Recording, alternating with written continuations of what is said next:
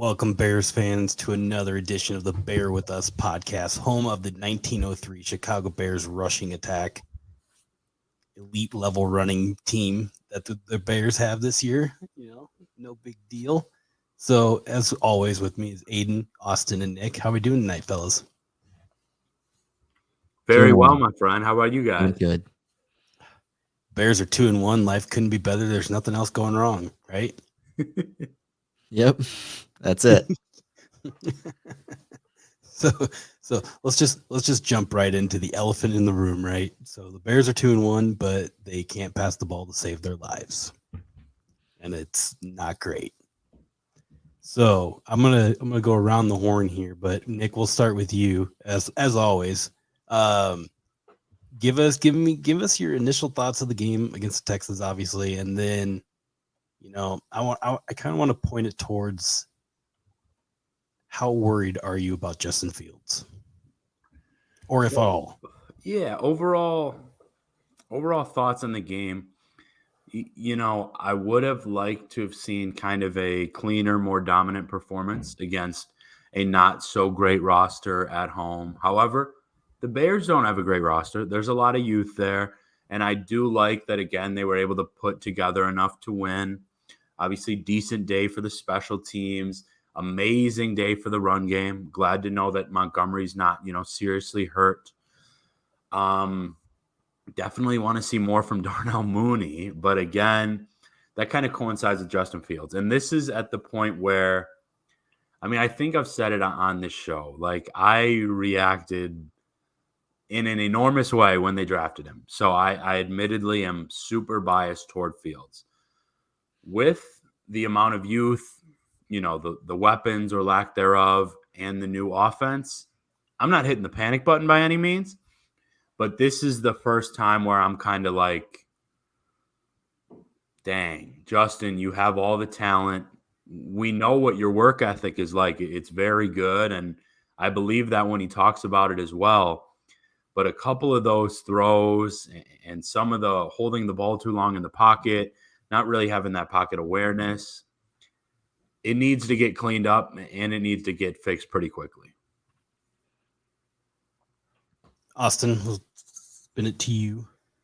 Yeah, Sunday basically just affirmed what I've been thinking, is that the Bears would be the best team in the NFL if passing the ball was illegal. So, Nick, you said the panic button on Fields. Like, I've got my hand hovering over the panic button right now. I'm not pressing it yet, but this is extremely concerning. I would like to take a couple seconds just to revel in the fact that we are 2-1 when everybody said we were going to be the worst team in the NFL. So at least we have that going for us. And we are really good at something on offense, which is running the football. But if you can't complement it with a passing offense, which right now we just cannot do at all, it's going to hold the Bears back. And this year was all about finding out how good Justin Fields is. And is Justin Fields good enough to be a franchise quarterback that elevates the team? So I'd like to say I'm happy that we're 2-1. I am happy that we've won a couple games. I'm happy that we can run the ball. But what I really wanted to see is growth out of Justin Fields. And if anything, I'm starting to worry that he's regressing. So, like, when does a win not feel like a win? I guess that's kind of how I left Sunday's game. Eden?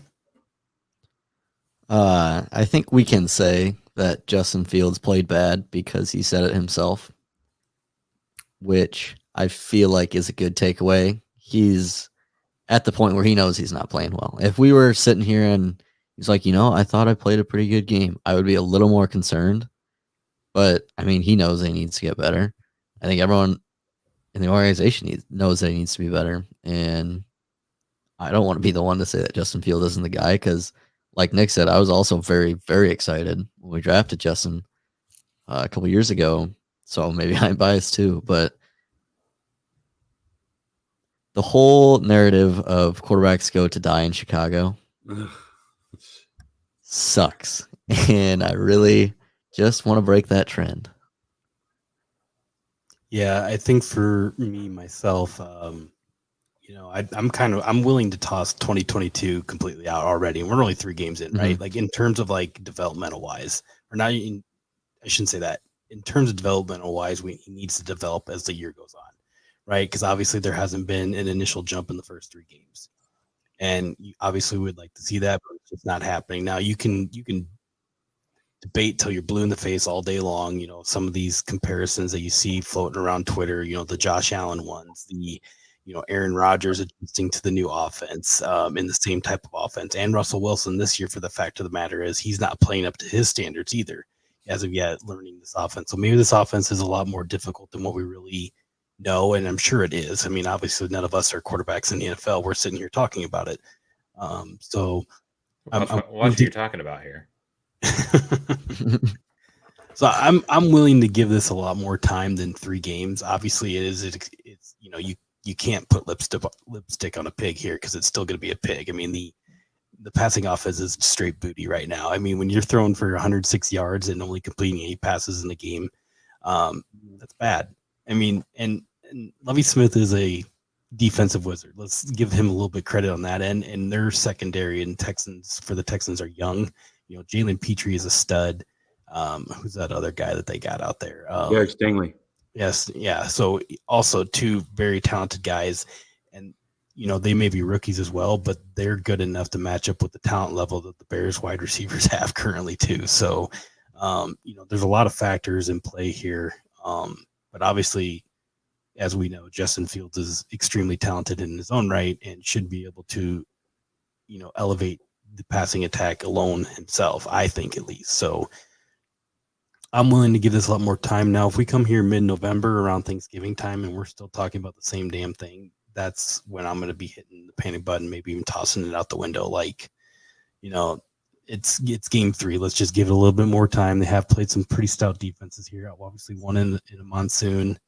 The Packers, always seem to have the Bears numbers until the Bears are going to have a more talented roster than them, and that's coming sooner than later. But and Lovie Smith is Lovie Smith. He's made a living on making quarterbacks' lives hell. So I don't know. I'm just in the boat to pump the brakes a little bit. Can I jump in here with a question, Matthias? Mm-hmm. And this is something I was struggling with a little bit as I was, trying to stream the game and dealing with my fantasy teams and all that. Anxiety after a Cyclones loss kind of in a weekend. So clearly there's no question whether it's Montgomery, what was that last week, week 2, or Khalil Herbert, obviously, or I saw the Bears were even getting some like film type love on some national guys on Twitter. I don't know. I think it was, you and Matthias that shared it. So do you guys feel, and I do think I know the answer, but I definitely would like to know how you're kind of feeling, that the run game has been so not just productive, but that the Bears have gone to it so much because they've found that success? Do you feel that it is a lack of trust in Fields, or do you think it is kind of a little bit of both? I think you throw game 1 out because that was game 1 in ridiculous conditions. We're looking at the Packers game, and especially the Texans, who have a hell of a secondary, but are not known for that front 7. Yeah, I would. I want to say it's a little bit of both, but at the same time, you got to look back at when this team was assembled, right? And Matt Eberflus and Luke Getsy compiling this team offensively and how they were talking about how they're going to structure the offense, right? Obviously, they want Justin Fields to develop and be an elite level quarterback, but at the same time, they flat out came out and said, we're going to run the ball. And they never once said, like, we're going to be an air raid passing attack. Like, when they find that success in the run game, they're pounding it. I mean, you get David Montgomery running for 122 yards against the Packers and then Khalil Herbert splashing it in there. I mean, why wouldn't you go away from it? I mean, why would you go away from it? I know they're down, was it 17 at the time, but at the same time, they were popping off 15, 20 yards runs. That's almost just as good as the passing game. So, yeah, I would say the run game, is especially like those 3rd and 6s, right? When they're running a draw, like they've been run blocking so well. I mean, Luke Getsy obviously felt comfortable enough to go that route. And I mean, they called 3rd down the money down, right? So at the same time, you should let Fields make his money, So I don't know. I think it's a little bit of both, but I'll kind of spin it to you guys. Yeah, it's a lack of trust in the quarterback. Just as my armchair view of it. We ran the ball really well against Green Bay, but we were down by 3 scores for pretty much the entire game. And there's only so much you can do when the clock is running the whole time that you're running the ball. And then you get down to the goal line where if you run the ball well, you should be able to pound it into the end zone, and we can't do it. I mean, I do think there's a lack of trust in Justin Fields right now to execute pass plays. And there's actually a pretty good breakdown on SB Nation today of why the Bears aren't trusting Justin Fields and why Justin Fields just isn't trusting himself to make plays when they're there. It's a pretty good read. I would suggest that people read it. Great website, SB Nation. We love it, right? Especially Aiden and Matthias and myself. No, But, man. yeah, sometimes we do. No, I think there's a lack of trust in the quarterback right now. And he hasn't really given us a reason to believe in him that he can execute a pass play. He can't trust himself to throw the ball when someone's open. He holds the ball too long, and he's too prone to try and tuck the ball and run instead of just hitting guys when they're there. Yeah, I got a couple of things. We'll go after Aiden here, but I just to counter or add on to that too. I think it's as much as they're not trusting him, like you said, it's it's a lot of trust in himself too, and I think that's going to come. It's just I think Getsy's going to have to start scheming some of those out of pocket passes in continuous fashion, where he's hitting 5 yards, 5 yards, 5 yards, and eventually those 5 yards are going to turn into 6, 7, 8, 9, 10. It's just he hasn't been in a rhythm all year. Whether he, I want to say Green Bay, where he started to have a little bit of rhythm, but then Cole Kmet drops a pass, or he gets sacked, or whatever it may be, and then he starts holding on the ball because he doesn't trust the protection to be there. The wide receivers aren't going to get open, so then he holds the ball, and then he gets sacked again. So then it just everything transpires. So, yeah. So Aiden, I'll let you roll with it. No, I think you pretty much just said everything that I wanted to say. So, I think it's, I don't know, a circle of suck with trust right now. Whether it's, like you said, him not trusting the receivers are going to get open, or the line's not going to block for as long as he needs in the pocket, whatever it may be, there's just not a lot of trust between each other, I think, right now, which is not great for our boy Fields. I think I would counter the whole thing about maybe the offense is too complicated. Like, isn't that a problem with the coaching then? If you're trying to develop a quarterback, why are you trying to throw him into the deep end instead of scheming up stuff right away that he's comfortable with? Aaron Rodgers, I don't expect us to run the Aaron Rodgers offense, but when I watch Green Bay, it's a lot of, this corner's playing way off of my number one receiver. I'm just going to go ahead and throw it to him right away, and he's going to get 6 yards. And then we're going to do that for a while, and eventually it'll open something up down the field. We're not doing that for some reason. And I feel like that does have to fall a little bit on the coaching. If the offense is too complicated, make it simpler for your quarterback, who is young and inexperienced and trying to grow. Yeah, it goes back to the whole Matt Nagy and Mitch Trubisky 101 stuff. It was too, he wasn't ready for 102 or 201, whatever that he was calling it then. So he simplified it. But, Matt Nagy's own right, he was more worried about the scheme rather than actually making players formations plays type scenario, which I think this coaching staff has a little more awareness to not go down that route and make it a whole scheme thing more than it's focused on player schemes and things like that, in which they say it is, but they haven't done it yet, like you said, Austin. So remains to be seen. I think there's like I said, it's game 3. A lot of changes can happen between now and then. We've seen quarterbacks take a leap from game 3, 4, 5, 6, 7 and have a good rest of the year to finish out. So I'm kind of hoping that's the realm here. At this point in time, we're with it being game 3 now, we're moving on to game 4. I just want to see baby steps as we move. I don't want to see astronomical jumps. I want to see get to 175 yards. I don't know, take that 175, turn it to 205. Just move. As long as you're running the ball well too, is in that same right too. So, yeah, at this point, just make the baby steps, make adjustments to your personnel, scheme Mooney open. I don't care if he can even catch the ball too. Yeah, a lot of things happening in one shot here. So I'm hoping for the best. But as we, you go ahead, Nick. Sure. All right. Yeah. One thing that we need to completely throw out is wins and losses. I think maybe the coaching staff is focused a little bit too much on trying to win as many games as possible, but that is just not what this season is about in my mind. I think this is pretty much a season to develop everyone on the roster so we can get some free agents this offseason and be ready to roll next year. See, the problem is they can't look at it that way because the NFL ultimately comes down to wins and losses. I get right? it. Yeah. So, but we've seen so many coaches at the end of the year get fired after year one because they didn't win enough in the first year. And that's just the nature of the NFL. And, Matt Eberflus, and this has been a debate on Twitter all day, he's not going to physically come out and say, yeah, Justin Fields is my number one priority because he can't. He's not hired on, he is hired on Justin Fields, but he's also hired on 52 other guys. And he has to, at the end of the day, if his win-loss record doesn't show it, it doesn't matter. If he can win the game now, rushing the ball for 285 yards, do it. But at the same time, you got to bring that quarterback steadily along. And I'm hoping that's what happens, and we'll see. But win the game. I don't care. If it's not working, find some other way to do it. Just do it. Yeah, those teams that go 3-14 every year, they're the same teams over and over. And there's a reason for that, I think about like Miami a couple of years ago. Remember how bad they were supposed to be? And then Brian Flores won like 6 games with them when they were supposed to be terrible. And that allowed them to basically establish that culture, and they kind of threw it all away. But they won games when they weren't supposed to, but their guys got better. They got more talent on the roster, and then they were ready to go all in when they felt like their quarterback was ready for it. And now they're 3-0. So yeah, we saw Tua have these kind of same struggles too. And now look at him.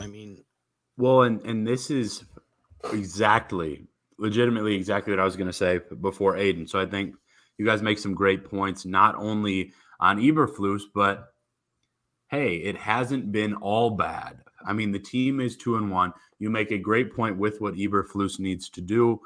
And guys, you got to look at the weapons, but like you just mentioned Tua, I think at times he looked much worse than Fields kind of has in moments, at least this year, at least in terms of just kind of short-arming things and not being accurate. Some of Fields' turnovers have been bad, and even I have to say that. But I feel that with a guy like him, especially that is so used to winning coming from Ohio State, and obviously he kind of spoke on that after the Packers game, I don't think it's the worst case either, even for him and the rest of the team long-term, for these wins to be coming, as long as there is that acknowledgement, okay, we are going to be patient, in terms of developing Fields. We're not just going to give up on him after a season like this. And the biggest thing to me is, like, the talent's there. Like, I know we've talked about it. Matthias, I've seen you tweet about it. Like, I'm certainly still confident in that. I still think it's a guy that can obviously throw the deep ball, make just about every throw, has shown his, kind of decision-making and skills with his legs this season, even helping the team to win games. So I just feel like the pocket presence, that is something you kind of get with more experience and, becoming a veteran. But the turnovers, that has to be switched pretty quickly. Mm-hmm. Yeah. If Justin Fields completes 60% of his passes and doesn't turn the ball over and we win by running the ball, nobody complains about it. Nobody. Yeah. And we're also, we saw the talent already in game 1 in the monsoon, right? Like, the first half was absolutely bad against the 49ers, but then he came out in the second half. They made some minor adjustments, and, he hit passes. He made the one big play to Dante Pettis, and then he hit, a perfect pass to Equanimeous St. Brown across the middle for a touchdown. So, we have seen that glimmer, but also he followed it up with 2 duds right after that. So you got 2 duds. Let's see what he does against the Giants. I don't think the Giants have an overly great pass defense. I could be totally wrong, but it's not as good as the last 3 that they face. And I still think the Texans are widely underrated in their pass, in their secondary, and, the Lovie Smith factor. I'll give them that. So, but I did want to bring up some couple things here, but if you look here, so, there's a lot of factors that go into Justin Fields being not great so far this season, but I want to start with the offensive line because I'm a nerd. So, but this is one of the sacks here. But so I want you to focus here, Larry Borum, and then you got Lucas Patrick and Sam Mustipher. So Your guy. Sam Mustipher, the guy. so He's him. So I'm gonna kind of do this in like still fashion. So right off the bat here. So, and I know people can't see this if they're actually listening to this, but you'll just have to go back on YouTube and watch. But so right off the bat, so you got this ball snaps. And this basically is a matter of 3 seconds, right? So what's the average time to throw in the NFL? Anybody know? Like Ben Roethlisberger had the fastest release point. It was at like 2.7 seconds. That was a couple years ago. Anyways, so this is like 3 second span here. So instantly, he just has the ball in his hand. He's getting ready to go back into his drop. Lucas Patrick is already beat. Sam Mustipher has nobody to block. This linebacker isn't coming in. Ideally, so he's looking over here towards Cody Whitehair. He has the option to chip left or chip right. He should have the mental capability to realize that he needs to go right. He doesn't go right. Lucas Patrick is beat like a redheaded stepchild. And it just gets worse from there. So Larry Borum, would you say he finishes this block? Probably not. Let's just watch. Dead. So, I mean, if you look, so this is like 2 seconds into it. Like, let's just say right here is 2 seconds. Up here, Equanimeous St. Brown, cross in the middle, wide open. If he had 1 extra second with these two guys that should have been blocked pretty easily, you're probably looking at a 10-yard gain. That's just, I mean, they're pass blocking at a high, or they're run blocking at a high rate. Their pass blocking is complete opposite direction. I mean, it's totally two different techniques. It's just something's gonna have to give there. And now, and I don't know if it's, Tevin Jenkins hasn't been bad. I don't know. They just need to stop rotating him because Lucas Patrick is a natural center. And it's not a whole lot of difference with play from right guard to right to center, but it is a little bit. So I think that's going to be cleaned up once you get Lucas Patrick in the center, but it's also Sam Mustipher could have probably saved him an extra second there by actually turning it to the right instead of the left. Also, first play of the game, he snapped it off his butt 2 weeks in a row. Like that just killed the whole, that just sent the whole day into the spiral. So that's one thing. But now the other side of it, Justin Fields' problem. So this is the play that they went on a 29-yard scramble that Fields had. So pocket protection, pretty good. This guy coming here at the 40-yard line is probably going to be open because he's already got a step on this linebacker. I don't know who this wide receiver is down here because it's too blurry, but he's wide open if he just rips it right now. Then up here, I think this is Equanimeous St. Brown at the 50-yard line, has a step on that secondary, and he's going further than the 50-yard line. Rip it. This is another case in point that Justin Fields is holding the ball on too long and not keeping his eyes downfield and just taking off and running. I mean, you can probably go find 3 or 4 more cases and points to this throughout the game if you had the all 22. But some of those sacks are on him as well, not the offensive line. So just some other things. I mean, these are two examples. There's a lot more than that if you really wanted to dig into it. So, No, I like seeing you especially go through the O-line stuff, man. I mean, I know that takes us back, but I mean, that was legitimate. I would probably like put kind of that holding the ball and, kind of lack of pocket presence as a higher issue than turnovers potentially, just because you often see a lot of turnovers from rookies. I mean, I think of a lot of guys kind of early on in their careers. I just kind of first thought of like Joe Burrow, but it can be like other really good quarterbacks that those issues happen. I know that happened with Tua as well, but it is just almost appalling the disparity between how good the line looks running the ball and the issues in pass pro. It's actually really bad. But then at the same time, when they do have that good pass pro, Justin Fields, you snap the ball, it's 1, 2, 3 rip. He's not doing the 1, 2, 3 rip. He's doing the 1, 2, 3 sack. He's not, and not doing what you're supposed to. And again, I will probably defend this dude until he goes and stars for the Packers or whatever. Oh, don't you say that. No, obviously I will not. But I'm just saying part of it is he is used to at Ohio State not only better talent at the wideout position, but those guys are schemed better than probably anyone in the country.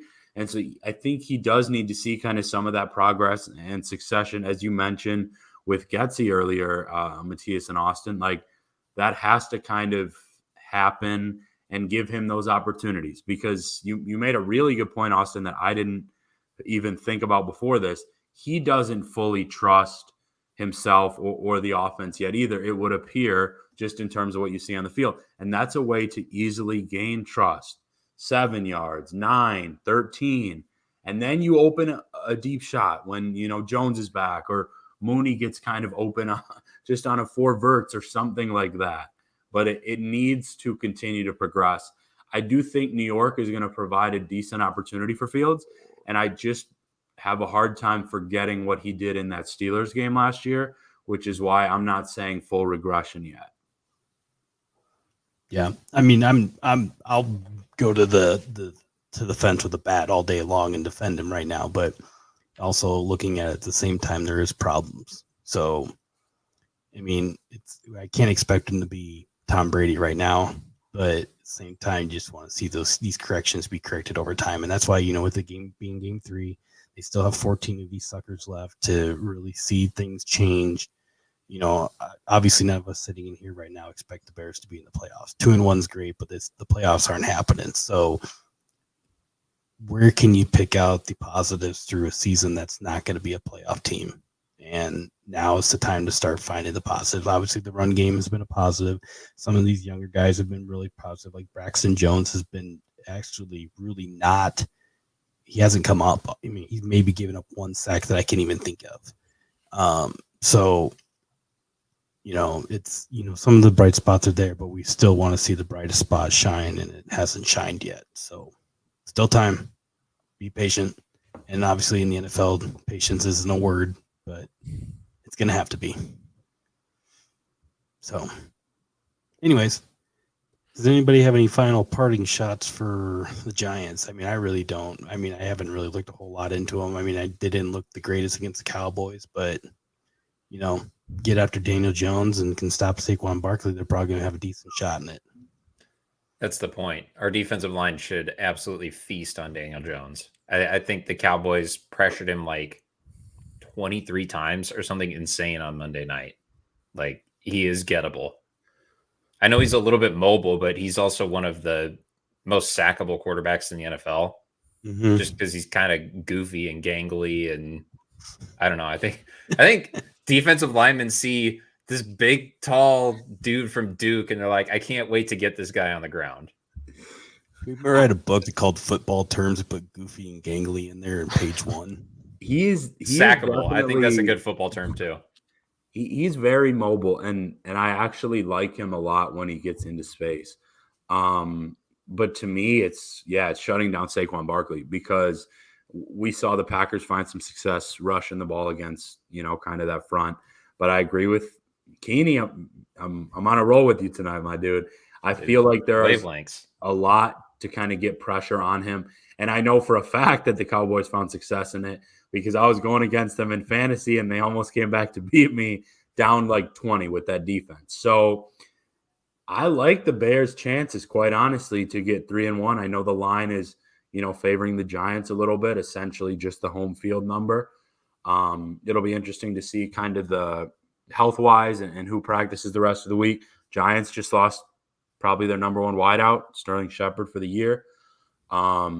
Outside of Saquon, I was not impressed a lot of that offense. So, I like the Bears to go 3-1. Yeah, I think this is interesting, because if there is a leap, or even just a minimal leap of a better game, more efficient game from Justin Fields, like, you could end up 3-1, but then, you have a Vikings team that may not be as great as we thought they were. They looked against the Packers, and then they struggled against the Lions, albeit the Lions may be better than what people really think, but it's still the Lions.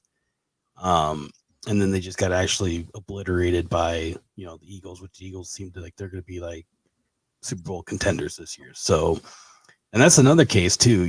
Jalen Hurts looked like booty 2 years ago. So, and he made the strides as he didn't look very good at the beginning of the year last year, and he made strides and got him into the playoffs kind of thing. And now they're where they are. So, another case in point for there's still hope out there. So, but anyways, yeah, if the Bears take a leap in the passing game and can still pound the rock like they have been, you can wiggle your way through this next 3-game stretch of the Giants, Vikings, and Commanders, and maybe be 4-2.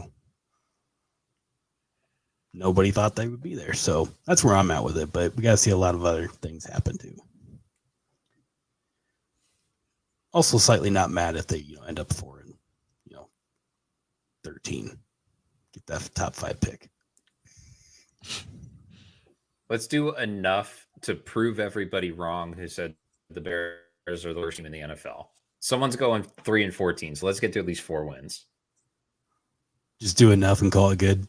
Yep. Yeah, if we're the 3rd worst team in the NFL, that's okay, because everybody who bet on the Bears to have the worst record still loses their bet, and we still get a top 5 pick.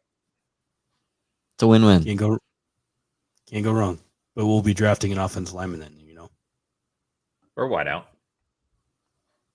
Quarterback. Oh no. Aiden.